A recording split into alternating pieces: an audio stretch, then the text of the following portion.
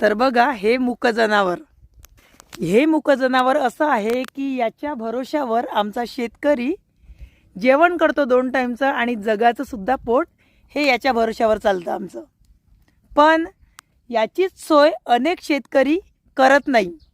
जेव्हा पाऊस येते तर थोडं कुटार मांडून याला समाधान केलं जाते. पण हा एवढा मोठा जीव शेतात राबणारा, दिवस रात्र शेतात राबणारा, याचं पोट थोडशा कुटारांनी काही भरेल का? याचं पोट मोठं आहे. जसं याचे कष्ट मोठे तर पोटही मोठं राहणार ना.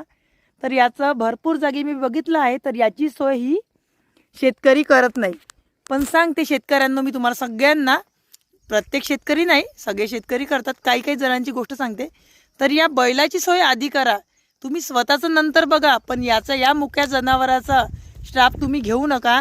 कारण तो आपल्याला एवढं कमवून देतो बघा, त्याच्या भरोश्यावर सगळं आहे. म्हणूनच त्याचा जरा विचार करा आणि त्याला रोज चरायला नेत जा.